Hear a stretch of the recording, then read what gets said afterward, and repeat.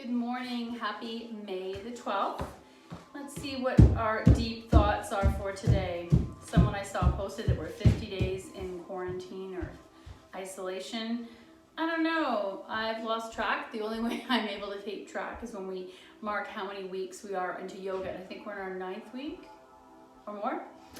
Today's reading is to offer compassion to create a better world. When we are more compassionate towards others, we help create a better world. This whole co-create theory you'll hear often in yogic speak. Even the smallest gesture of compassion has the potential to ripple outwards. Think about how it feels when someone offers you kindness when you're having a rough day.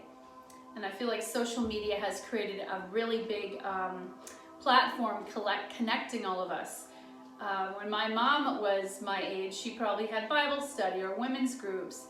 And a lot of people who go to places of worship would have had that place, but if that's not part of your everyday life and we're in isolation, connecting through social media seems to be the only way. And I also feel like this class, even though we don't see each other, I think you know that we're all energetically connected, watching the same thing, hearing Rebecca talk on, and hearing the same sentiments connects us with the same smile for the day. Think of how it feels when someone offers you kindness when you're having a tough day. That person's gesture shifts your perception of your situation in that particular moment, reminding you that you matter and that people care. It makes you more likely to offer a similar kindness to another person. Pay it forward. So today, offer kindness and compassion to someone you encounter and know that you're doing it to help create a better world. And I really applaud all of you who are participating in I keep calling it Secret Santa Pen Pal. Some of you have kept it anonymous, some of us, there was a misunderstanding. Doesn't really matter, the sentiment is still positive, and it's just another way that we're connecting with each other beyond social media and beyond up here and up here. So today I thought we would continue with our plank challenge and hip work. When I looked down on the sheet that I sent you, if I were to match us up with day 12, I kind of had to skip a day to get us aligned with their days. It's saying we should be at 1 minute and 30 seconds. I am going to carve that down to 1 minute and 15 seconds. And then tomorrow for day 13, instead of rest, we'll do 1 minute and 30. Because I think that's a huge jump to go from 1 minute to suddenly 1 minute and 30. That's a big jump. So again, don't beat yourself up. This is just a guideline. I personally like having something that helps me move the time forward. If someone said to me, oh, just increase the length of your plank every day for 30 days. Well, I'm a little bit lazy and that I need something concrete to help me do that. Do I agree with some of their timelines? I don't know, it's a little scary when I look down at day 30 and we're up to 5 minutes, when 1 minute feels long to me already. So do your best, don't beat yourself up, and let's start with a little bit of breathing. I know I am usually too rapid and I do need to work on slowing things down. So let's take our palms to our knees, sitting up nice and straight. Find that sweet seat or Sukhasana. The word sukha or sugar or zuka shows up in lots of languages. So think of sweet. And first off, sweet seat means sitting comfortably in my body. So if cross-legged is not comfortable to you, then that's not your sweet seat. Maybe one leg out or both legs out, or sitting on your knees or sitting on a folded blanket is your sweet seat. Then we take that word sweet or sukha and Sukhasana and we apply that to all of our poses. You'll hear me often say, Patanjali said the perfect pose was attained when you could make a shape and still find sweetness or comfort in it, not shaking. And maybe plank is not the shape that you find sweet. I do also believe that once in a while we do need to have our butt kicked and we need a little challenge. Especially if you've been enjoying couch time too much. I don't normally like to sit still, but I have an only child. I'm his only playmate, and he wants me to sit on the couch with him a lot. Starting to feel it in my body. So, take a big breath in, palms to your knees, sit up nice and straight. Notice all the different muscles that were required for you to sit up straight to take your optimal deep inhale through your nose, and exhale through your nose, but don't collapse. Inhale, big breath in. Pause and exhale through the nose. Don't collapse. Continue to notice the tiny tuggings or nuances or, I guess, parts of your body refusing to relax, the resistance. And think of the opposite of resistance is surrender. So inhale, grow tall. Observe the resistance, and then exhale your surrender as your exhale. 2 more breaths with our legs dominant in front.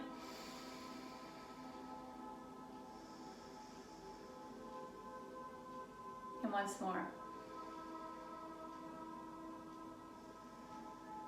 And then soften. Let's switch our non-dominant in front and see if that changes our perspective of our Sukhasana or sweet seat.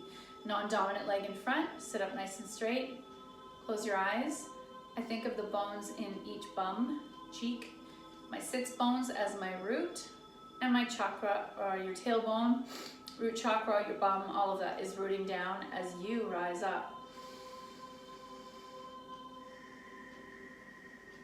2 more breaths. Notice that as you inhale, body grows tall and there's tugging or resistance in the physical body. And as you exhale, look for the surrender.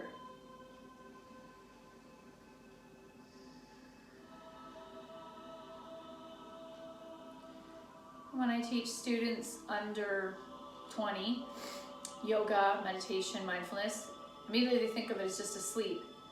It's constructive rest, so that your body's physically not in motion, your mind is still. By stilling these 2 things, you're able to notice all these nuances in your body that you don't notice till you stop moving.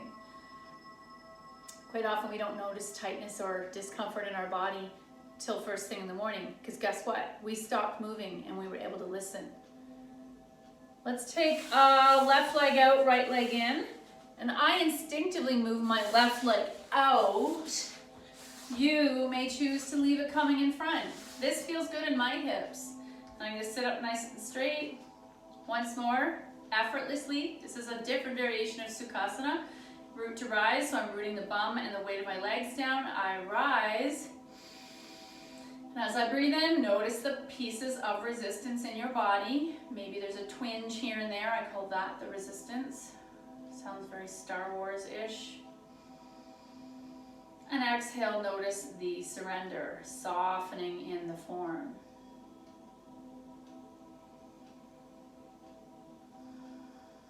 So, if you're comfortable here, continue this, breathing, noticing.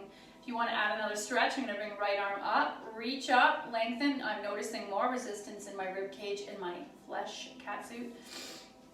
I'm going to start to arc. I can stay here, or I can start to bring that right shoulder back and look to the ceiling, and I'm feeling a lot of resistance down the right side of my body. There's a theory that if I side bend like this, it will actually alleviate lower back issues. And then come back down. Right palm lands, left arm up, and arc to the right. Notice and observe and acknowledge the resistance. Option to bring the shoulder back, look to the ceiling, and back up. And I'm going to do that one more time. Left hand lands, right arm up, reach up, arc, right hand down, left hand up. Actually, let's keep doing this 5 more times. Oh, it's like a seated flow. Left hand down, right arm up, that's 1. Arc. Right hand down, left hand up. This is still part of 1. 1 round. Left hand down, right arm up. Arc. That's 2. Oh. Right hand down, left hand up. Arc. That's still part of 2. Keeping my bum cheek down. Left hand down, right arm up. Reach, then arc. Maybe you can go a little deeper. That's 3. Right hand down, left hand up, arc, that's still 3. Left hand down, right arm up, reach, arc. Can you go a little deeper? That's 4. Right hand down, left hand up, arc, that's still 4. And last one, left hand down, right arm, reach to lengthen, arc, possibly touching that foot. Exhale, right hand down, Left hand up. First I'm gonna stretch from that left butt cheek out from my left hand, then arc, and back. Woohoo! Shake it out. That is a beautiful stretch down our side body. That will prep your body. I was going to finally put some Lily of the Valley transplants into the ground. Guess what? It is so cold today, the universe is giving me one more day of rest before I bother doing that. So I was going through my jewelry box looking for something the other day, and I came across this piece of Larimar stone, which I got in Dominican when I was pregnant with Liam, 12 years ago almost.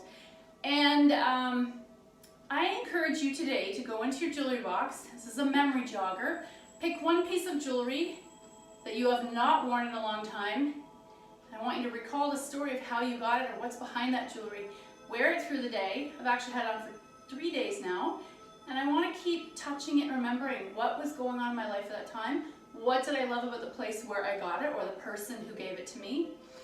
And maybe why did I put it away? So sometimes it's good to visit why I don't do something, bring it back into rotation. And especially, I'm going to generalize, women probably have a lot of jewelry. Right leg out, left leg in, right arm down, left arm up, lengthen, and arc. Left hand down, right arm up, reach, and arc. We use jewelry as an ear marker. Right hand down, left arm up, and arc. In our culture, a lot of cultures, actually Indian uses a lot more jewelry than Chinese, and they use more expensive jewelry. Gold, jade, left hand down, right arm up, reach, arc. Keep the right bum cheek down. Right hand down, left hand up, arc. This is 3. Oh, challenge yourself.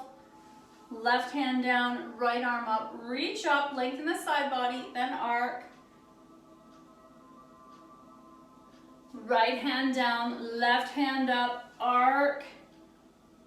That's 4. Oh my gosh, this side is much tighter. Left hand down, right arm up, reach, and arc. Maybe I sleep on my left side, curl it tight, so that side is shortened in my sleep. Last one, right arm down, left arm up, lengthen, root down through that left thumb, arc. Oh my gosh, this side is much tighter. Left hand down, right arm up, reach, and arc. Undo, roll out your ankles. It's funny, I was reading an article on joint mobility. Every single thing they did, we do on the floor in our regular practice. The rolling of the ankle, the point and flex. So let's do a couple rounds of this here. I notice it's waking up my calves. I hear people tell me if they're doing a lot of pavement walking, that affects your calves. I've also noticed if I don't wear really good, comfortable shoes with more arch support, like I've been wearing, say, a flat spring shoe or a flip-flop or something, on the pavement, I notice the difference in my lower back. So, take the time to put on something comfortable. Imagine you are a nurse. Happy International Nurses Day. And imagine you're a nurse and you're going to be on your feet all day, or a chef. So, think about those kind of shoes. So, a floint, I don't know if you can really see it. You flex your foot, so toes to the ceiling, and then spread your toes.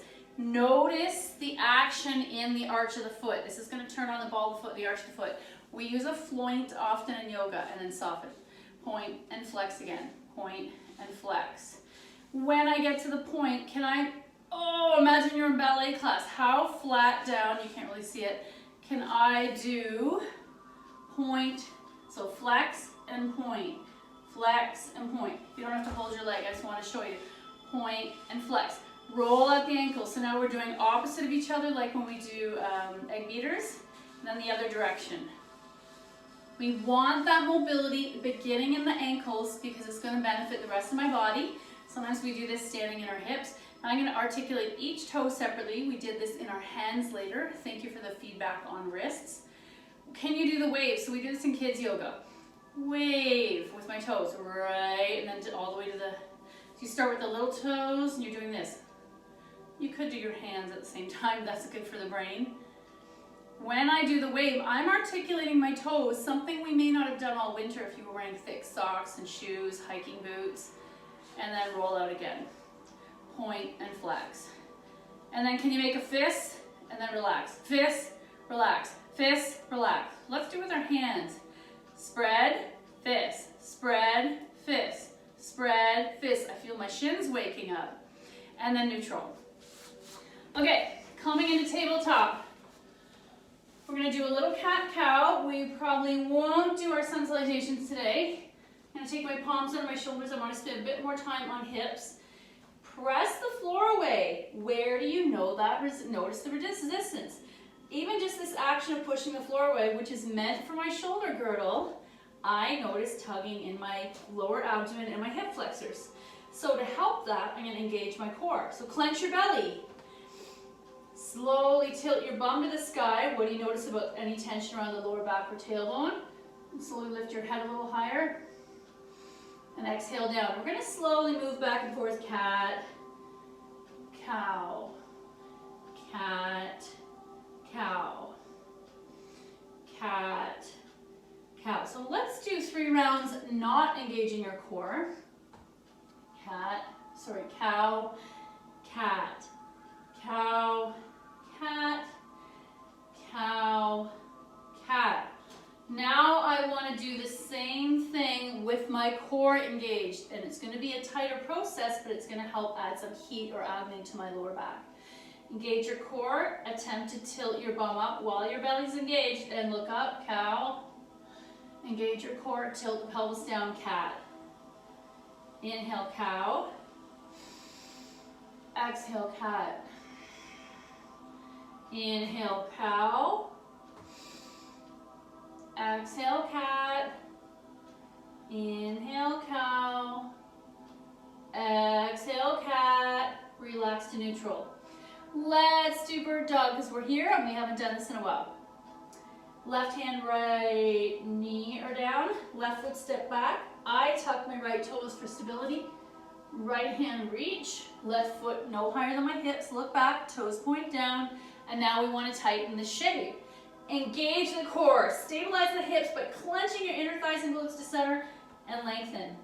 My right bicep is beside my ear. I'm looking at the top of my mat. Reach, but engage. So isometric pressure, squeezing everything to the center, but still lengthening. Undo, child's pose. And think about the length from your crown down the spine to the tailbone. Nice deep stretch of the upper back. And then back up. Let's do the other side. Right hand, left knee, stay down. Option to tuck the left toes. Right foot step back. Left hand reach. Right heel no higher than your hip. Look back. Engage and lengthen. Engage and lengthen.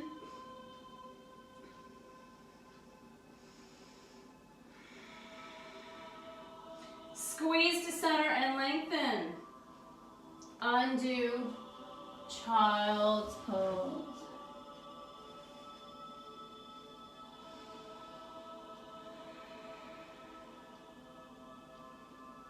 And then back to tabletop. So another pose stretch we do sometimes originating from child's pose is a variation of puppy. I use it to help the upper back, especially if you're on the PC a lot or the phone. So I'm going to come into Sphinx and try to bring my chest to the floor.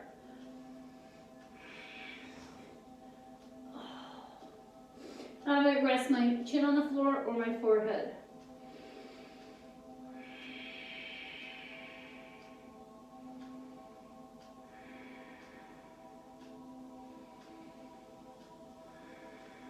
If this is uncomfortable, another variation we did earlier this week was wide leg extended child's pose.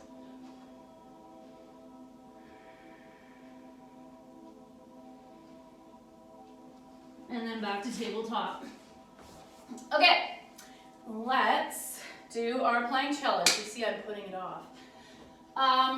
So I said we're gonna, instead of do 1 minute, we're gonna do 1 minute and 30 seconds. And if that's too much, you can come out at 1 minute, 15 seconds. So, of course, somebody moved my clock. 1 sec. Okay, coming into tabletop. Step back high plank. Palms under the shoulders. If my arms are stacked, those bones are stacked, it's not as much work. If my bum is squeezing the center, I'm on my tippy toes, I might take a little break like this. Press your bum back, you're in downward dog on your tippy toes and come forward. Option also to come on your forearms if that feels better. Keep breathing slowly in and out through the nose. If your wrists start to hurt, come back to thinking about equal pressure on each finger pad rooting down, each square of the palm rooting down, belly engaged.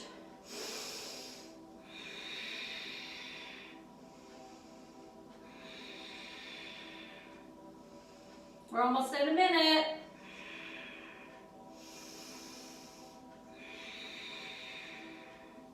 Okay, you're at a minute. You have the choice now to stay a little longer. Oh, I'm gonna take a little break here on my dog. Come back to my high plank. I ate too big of a breakfast. I had Mara's yummy eggs made into Eggs Benedict with avocado and steamed spinach instead of, what do you call it, meat. 10 more seconds, guys, you can do it. 5 more seconds. And then, as a break, press back into dog. Oh, that feels good. Option to drop your heels. And then knees down, child's pose. And that was intense on my wrists, so I'm gonna bring the backs of my hands together. That feels good.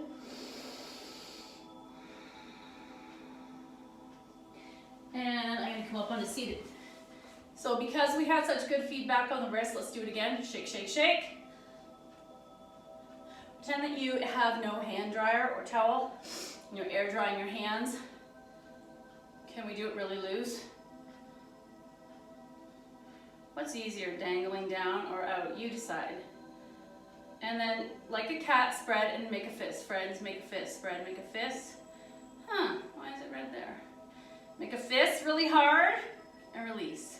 Make a fist and release. Oh, let's interlace our hands, press the palms away. Oh yeah. Option to stay here or start to rise. Oh look, and I naturally went into mermaids. You can do that if you want. I have my knees to the right. For my left-handed students, this is probably your comfortable side. It's how I naturally sit. For my right-handed students, you might be the other direction.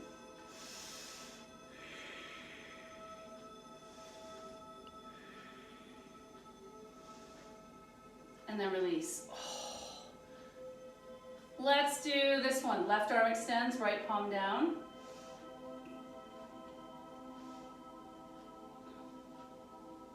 Oh, that's good. Shake it out. Right arm extends, fingers point down, lengthen. Shake it out, this one. Left arm extends, fingers to the sky, pull back. Shake it out. Right arm extends, fingers to the sky, pull back. Shake it out. And selfishly, we're gonna do one more thing. So I'm gonna take my hands and turn them. So left palm turns so fingers face my leg. Right hand turns so fingers face my leg. Option to lean back. Oh, that's super good. And there's times I feel like the more I practice yoga, the more there's a discomfort. I actually know I look forward to that discomfort versus gym class when I was in grade 8 because I can see the benefits. Like this is super intense, but I know I'm gonna feel better later, and I'm bringing blood flow into my wrists. And then shake it out. Oh. I'm gonna do one last variation. This time I'm gonna bring my backs of my hands to the floor, spread my nails. You don't have to add any more pressure. All my pressure is actually in the back of my wrists, but the action is pressing your nails into the floor. And that might be impossible for some of us. Oh, and shake it out. Okay, I'm gonna take the focus off of your, oh, you know what we didn't do today? Quickly, you're gonna hate me because it's wrists. Reverse table, reverse plank, and dolphin. We said we're gonna do this all along. Right hand behind you. Or some of you are gonna have your fingers pointing. I'm gonna have them point to my bum. Some people might point them away. Whatever wrist action I choose, my wrists are under my shoulders. The lift action in this pose actually comes from my feet and my thigh muscles. So I'm gonna lift up, come into reverse table, press the floor away, squeeze your thighs and glutes together, shoulders roll back, look at the ceiling. If this is easy to you and you wanna go further, right leg in the air. Option to switch, engage, left leg in the air. Woo, this side is tighter. And then I'm gonna come back down. Oh, release, shake it out. You know what's coming next. Reverse plank. Palms behind you. Thighs are together, heels press down, toes softly point. This time my arms are lifting me up as well as the heels root to rise. Roll the shoulders back, chest nice and open. Head in line with the spine. And then come on down. Ooh. And last one to add to our combo. If you want to hold any of these longer, you're welcome to. Let's come into Sphinx for a moment. Spread your fingers, forearms in line. I call them railway track arms. Elbows under the shoulders. Option to stay here, or come forward and back, or tuck your toes and come into downward dog.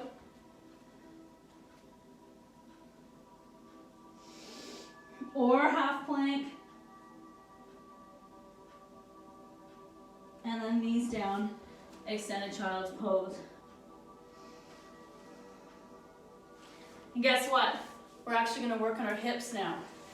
Excuse my readjusting. Yoga clothes. Here's the problem. Cotton yoga clothes I prefer the feeling of, but they fall down sometimes. They're less restrictive. I have a whole drawer full of polyester, but it's way more, I'm going to call it sausage casings. Okay, we'll go back to the mermaid, which we started. So I'm going to take my knees bent. I'm either going to stay here, maybe you're going to take a break in upright child's pose, or pivot those knees to the left, flex, get yourself comfortable. I can see in this camera that I'm upright, which is a deep internal rotation of this left hip. I might take my hands to the floor to facilitate this. I might add a chest opener while I'm here, walking my hands back. I might flex my feet, pressing the right blade into the floor, cutting it into the floor, and my left arch, cutting it into the floor. And maybe let's add a little back bend. So I'm going to start to look up. Keep rolling the shoulders back. Oh, that feels awesome. Chest is elevated. Stand up in your chest. Show off your chest. And then release. Oh. So I put on Literary Ladies Today, a thing today. I'm looking for if anybody in their collection has any of their home ec class books or worksheets or anything from your childhood. I'm trying to find one online. My goal is to turn my YouTube channel into teaching these things because the school board doesn't offer it anymore. So I have bits and pieces. I have some really old cookbooks that go back to some of the 20s, 40s, and 50s. And those are meant more for women than children. And then I also have some sewing books that were my grandmother's that could be used for children, but I think they're more complex. And I can go through my head what I remember doing. I'm going to try to find my childhood home ec teacher. But if you have the vintage books, that's really what I'm looking for. Unfortunately, when I look online, most of them are for wives, and they're actually really misogynist. And there's a lot of my favorite one was a poster of a woman over a man's lap being spanked. And it was sort of like how to get away with things with your husband, even though you deserve to be punished. And this is from an actual woman's book on being married. So that one was just shocking to me. So I'm going to either stay upright, enjoying this stretch. Again, I'm externally rotating my right hip. Sorry, externally rotating my left hip, internally rotating my right hip. I can take the hands behind me. I still want to aim on bringing that right sits bone down. Chest elevates, shoulders roll back. Add the back bend, look to the ceiling. Oh, that feels good. Maybe walk your hands further back. Notice if one side feels more comfortable to you than the other. I feel like we're in an upright locust, or cobra. Oh yeah, stand up in your chest and maybe look slightly back. Take some big breaths here, those forest breaths when you first arrive in the woods and the cool air wants to come into their lungs. And release. Oh. Shake it out. So I'm either rolling out my ankles or I can lean back and do our windshield wiper here. And I see some people do this even in running classes. This is, I notice, a little easier on my knee than when we're doing our lying down windshield wiper. And then coming to center, I might come into bound angle, which I always thought was bound ankle because I'm holding my ankles. Or it's also called cobbler or butterfly. And I'm just gonna see what is my natural range of motion here. We didn't do any of our floor hip work. Sit up nice and straight. My elbows are pressing down on my inner knees. It feels good. Next stage, you could bind both feet with one hand. I'm gonna start with my left hand on my feet. Right hand is gently adding counter pressure to that right knee. And I just wanna see my natural range of motion. I'm not forcing it. Some of you either have gone to gymnastics or had a gymnast in your family. There's usually a lot more aggressive hip opening than this. I'm just enjoying a gentle stretch. Then I'm switching. Right hand binds the feet, left palm presses down. Left is my dominant side, so I'm noticing this hip has a different, it's at a different level. When I was younger, I'd be worried about them being the same. Now I realize they will never be the same. As one of my friends said, they are sisters, not twins, my hips. So that's one variation. The other variation you'll see me often work on is opening the book. I think of my feet as a closed book. So you can even press them into each other. I'm feeling this effort in my inner thigh even though the foot is doing the work. And then I'm going to start to open. So again, we talked about ankle mobility earlier. I noticed that my right ankle, my right hip, my non-dominant hip wants to open a lot more. I'm going to work with that for a moment. Ignore your left foot. You might take two hands to the right foot and I'm attempting to open. So I'm externally rotating or opening this ankle. Think of my ankle as a mini hip. And that feels really nice. And then relax. And I'll go the other side. Try to open your left foot. And I might help it with a little bit of pressure on my inner left knee. And if you are looking for a life-changing meal, my favorite Vietnamese restaurant opened last night. Pho Fusion on Bayview at Mulock, and the most invigorating, amazing meal I could ever recommend is the lemongrass shrimp vermicelli. It's also called bun, B-U-N, and it is just such a bright, complex, I can't even describe it because the lemongrass and the chili together, it's a little spicy, but it adds the most bright flavor. It's hopeful. It tastes like I'm actually on a vacation. And it's good to support them. They're very small. They've been closed for a couple months. They had a lot more challenges with, I'm not sure why they didn't open as fast, but there are not a lot of Vietnamese restaurants open. So on Bayview at Mulock in that big plaza, can't recommend enough. Some people say, and we're going to move into Diamond, some people say they prefer their, they have a lot of Asian dishes, but some people prefer the pad thai there. I like the traditional pho, it's pronounced pho, or vermicelli. I'm going to gently press my knees open. What I love about that restaurant is it's one of the few Vietnamese restaurants that offers alternatives to beef, because a lot of traditional Vietnamese offers mainly just beef, and I either want vegetarian or shrimp. It's packed to the rafters when COVID's not on, so it's a good testament to the quality of the food. And then they also have this really amazing thing, I don't know if you can get it now, it's a coffee where it's really strong espresso, sweetened condensed milk, and somehow filtered down through, the ones I've had are through banana leaves, but I don't know how they do it now. Some people call it Thai marriage coffee, some people call it an iced coffee, like a Vietnamese iced coffee. Anyways, I'm getting hungry thinking about this. So now I'm in Diamond. This is a gentler hip opener. I could add the weight of my arms, gently encouraging it open. I made this beautiful diamond with my legs. I might stay here, or I might turn it into tortoise, hands underneath. Some like palm up, and I try to press my nails on the floor, and some like palm down. Just like when we're doing a double leg spinal twist, our shoulders, for some people, want to go palms down, some people want to do palms up. In this pose, you can turn this into a meditation pose. You can stare at your feet and not try to fold all the way down. While you're here, you're checking with the spine. And again, we're looking for the resistance, the twinges of resistance, versus that sensation of surrender. Some of you may, I'm gonna come out. Some of you may have poses where your body surrenders effortlessly, because that's how your hips or shoulders are made.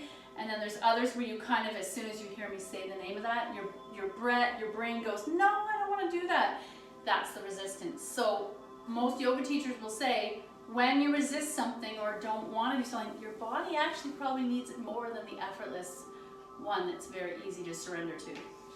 Let's do, we'll do one more hip pose. We've been doing different things this week on hips. Let's do our traditional pigeon. We're going to come back to swan. I want everyone to do swan, even if you've done, you can do pigeon. So coming into tabletop, knees are 1 fist width apart. I'm going to slide right leg forward, left leg back. If this is really uncomfortable for you who can't have your foot untucked like this, you can tuck that foot to take the pressure off the front of the ankle. Or in this case, you could come immediately into a mini pigeon if you really can't stay here with the pressure on your knee or your ankle. I can stay upright. Let's stay upright for a moment. It's kind of a back bend. Palms pressed down, belly engages, look up. I feel a deep stretch down the front lines of my body. I'm going to nice, long, lengthy stretch here. If I want to go deeper, I'm going to come into Sphinx. And I want to be careful I'm not dumping into that right hip. Option to tuck that left foot. So now the front of the leg is active and awake. I don't know if you can see that I have nothing under my leg and above the mat. And I might stack my fists and stay here for another breath.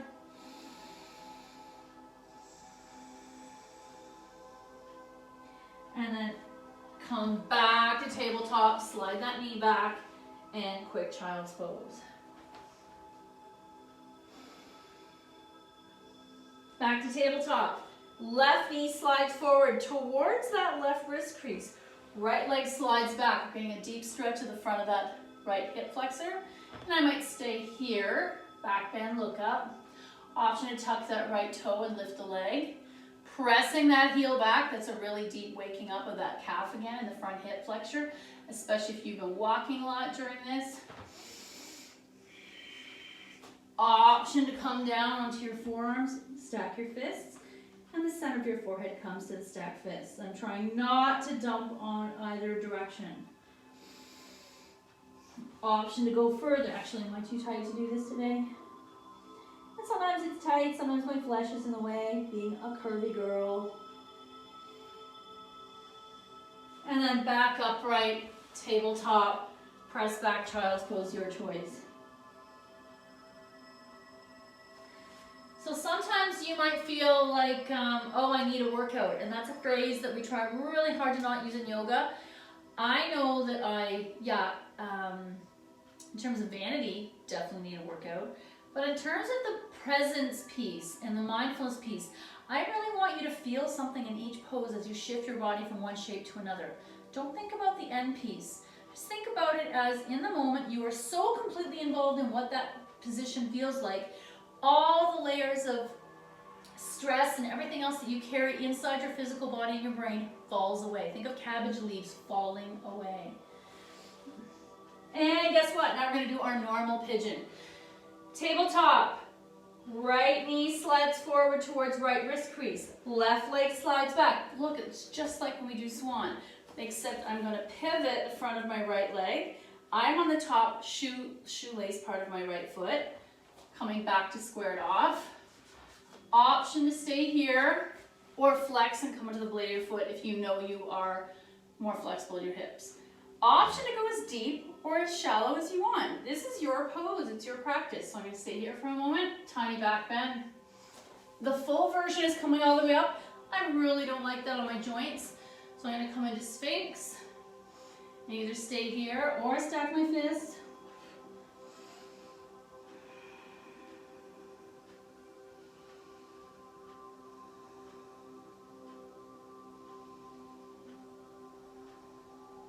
And then coming back upright, undo, press back, extended child's pose. Sometimes we'll use a dog between pigeons. Today we're using a child's pose. Back to tabletop. Left knee slides forward, right leg slides back. Choosing to stay in swan or pivot. Deciding how, so I'm noticing on one side my pigeon's going to look completely different than my other side. Staying here in a back bend, look up. Option to tuck that foot and lift, or coming into Sphinx, or relaxing, or some of you I know may want to come all the way to the floor. I notice that if I haven't done this in a while and there's tension in my body, it starts to cramp my arches. And that's happening today.